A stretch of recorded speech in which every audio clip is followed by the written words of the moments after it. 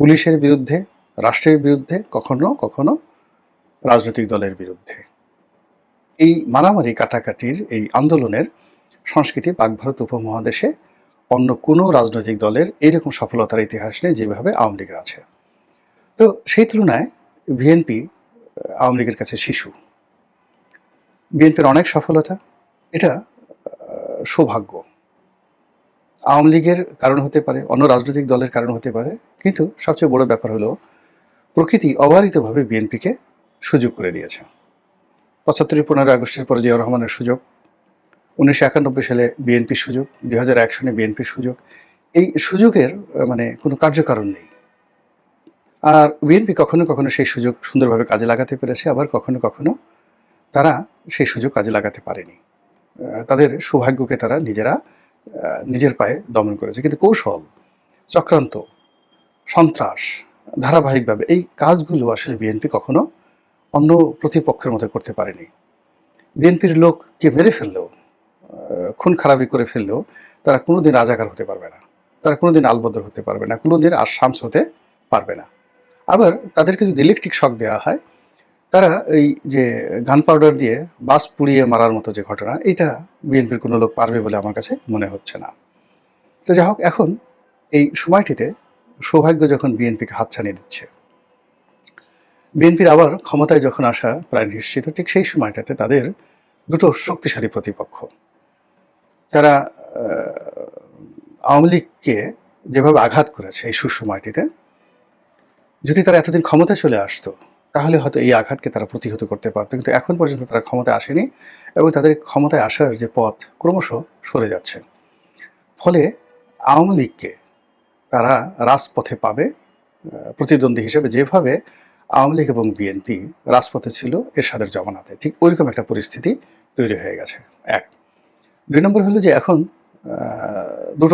তিনটে রাজনৈতিক দল, জাতীয় পার্টি, চরমোনাই এবং জামাত, তারাও বিএনপির ঘোর বিরোধী, ভীষণ রকম বিরোধী। জামাত সরাসরি মাঠে নেমে গিয়েছে, তার সঙ্গে চরমোনাইকে নিয়েছে।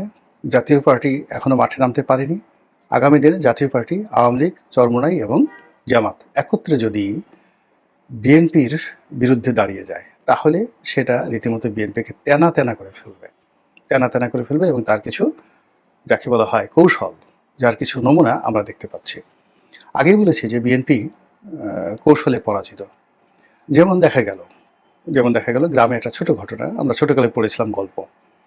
এক বুদ্ধিমান লোকের সঙ্গে পাশের বাড়ির এক লোকের ঝগড়াঝাঁটি। তো সে ঝগড়াঝাঁটি করলো না, বুদ্ধিমান লোক, আর বোকা লোকটি সে লম্ফজম্প করলো। করার পরে বুদ্ধিমান লোকটি রাতের আধারে সে করলো কি, তার যে একটি শস্য ক্ষেত ছিল, সেই শস্য ক্ষেত মানে একটা শাকের বাগান ছিল, সবজির বাগান ছিল, সেই বাগানে কয়েক কেজি চিনি সে ছিটিয়ে দিল, আর সেখানে পিঁপড়ে এসে সেই সবজি বাগানটা নষ্ট করে দিল। এই হলো বুদ্ধি। ছোটকালে আমরা এরকম বুদ্ধির ব্যাপারে শুনেছি, গল্প আছে, আরো সুন্দর গল্প আছে। আর একটা কৌতুক আছে খুব বিখ্যাত, যে ট্রেনে একজন মোটা লোক যাচ্ছে এবং একজন চিকন লোক যাচ্ছে। তো শক্তিশালী মোটা লোকটি চিকন লোকটিকে জিজ্ঞাসা করছে যে আপনি খান কি? বলে যে আমি ভাত খাই। চিকন লোকটি বলছে আমি ভাত খাই। তো মোটা লোকটি সে শক্তি দেখাচ্ছে এবং বলছে যে আসলে আপনি ভাত খাবেন না, রুটি খাবেন আমার মতো রুটি খেলে দেখুন এরকম মাসেল হবে, আপনার শক্তি হবে এবং আপনি সব জায়গায় বিজয়ী হতে পারবেন। এবং এই কথা শুনে চিকন লোকটি যার পর নাই, সে যাকে বলে অপমানিত বোধ করলো।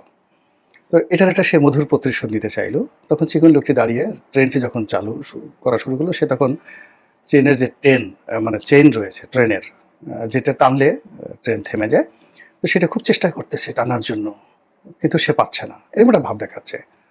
তো মোটা লোকটি কোনো রকম চিন্তা ভাবনা না করে সে একটা টান দিয়ে ট্রেনটা থামিয়ে দিল। সঙ্গে সঙ্গে টিটি চলে আসলো, ট্রেনের যারা হর্তাকর্তা তারা চলে আসলো, কে টান দিয়েছে। তো ওই রুমে যারা বসা ছিলেন সবাই থেকে মোটা লোককে দেখিয়ে দিল কেন টান দিয়েছে। তো মোটা লোক কিছু বলতে পারছিল না, তাকে ৫০০ টাকা জরিমানা করা হলো। সে মুখ কালো করে বসে আছে। তখন চিকন লোকটি বললেন যে সবসময় রুটি খাবেন না, মাঝে মধ্যে আমার মতো ভাত খাবেন, তাহলে মাথায় বুদ্ধি হবে। তো এখন এই যে জুলাই আগস্ট পরবর্তী যে একটি বছর, সেই একটি বছরে বিএনপিকে ছলে বলে কৌশলে লোভে লালসার জালে ফেলে জামাত এমন একটা জায়গাতে নিয়ে গেছে, সেখানে চাঁদাবাজি কারা করে, টাকা পাচার কারা করে, গুন্ডামি কারা করে, বদমাইশি কারা করে, এটার একটা ট্যাগ আলটিমেটলি বিএনপির বিরুদ্ধে তারা সফলভাবে দিতে পেরেছে। দ্বিতীয়ত, এক জালেম গেছে আরেক জালেম আসবে, আরেক জালেমকে এই ট্যাগটাও জামাতের লোকজন সুকৌশলে দিয়ে ফেলেছে। কিন্তু জামাত যেভাবে কৌশল করে, তাদের বন্ধু চরমনাইভাবে কৌশল করে না। তারা একেবারে বরিশালের মানুষ তো সাহসী, সঙ্গত কারণে সাহসী, ডাইরেক্ট বিএনপিকে আক্রমণ করে, তারপরে তারেক রহমান সাহেবকে আক্রমণ করে যে সকল কথাবার্তা বলেছে, এটা বিএনপির জন্য এই মুহূর্তে একটা বিরাট বেইজ্জতি, তারেক রহমান সাহেবের জন্য একেবারে রীতিমতো বজ্রপাত। তারেক রহমান সাহেবকে মিলিটারি ধরে নিয়েছিল 111-এর সময়, তাকে বেদম প্রহার করেছিল, তার পিঠের হাড্ডি ভেঙে দিয়েছে, কোমর ভেঙে দিয়েছে। এই কথাগুলো সম্মানের নয়, মর্যাদার নয়। এই কথাগুলো যতবারই আসবে ততবার যেটা হবে, সেনাবাহিনীর সঙ্গে বিএনপির সম্পর্ক এটা অবনতি হবে। এবং তারেক রহমান সাহেবকে কেন সেখানে ধরে নিয়ে যাওয়া হয়েছিল, কেন মারা হয়েছিল এবং হাড্ডি ভেঙে দেওয়া হয়েছিল, যেটা বাংলাদেশের কোনো রাজনীতিবিদদের করা হয়নি। আর তারেক রহমান সাহেব তো শহীদ প্রেসিডেন্ট জিয়াউর রহমান সাহেবের ছেলে, তারপরে বেগম জিয়ার ছেলে, এবং বেগম জিয়া এবং জিয়াউর রহমান সাহেব দুজনই সেনাবাহিনীর মধ্যে অত্যন্ত জনপ্রিয়। তাহলে সেক্ষেত্রে তারেক রহমান সাহেবের ব্যবহার, আচার আচরণ নিঃসন্দেহে সেনাবাহিনীর কাছে এতটা বিরক্তিকর ছিল এবং সেনাবাহিনীকে এতটা বিক্ষুব্ধ করে তুলেছিল, যার কারণে দেখা গেল যে জিয়াউর রহমান সাহেবের যে লিগেসি বা বেগম জিয়ার যে লিগেসি, অর্থাৎ তাদের যে ঐতিহ্য রয়েছে, সুনাম সুখ্যাতি রয়েছে, এইগুলোকে পরোয়া না করেও তাকে ওখানে ধরে নিয়ে যাওয়া হয়েছিল।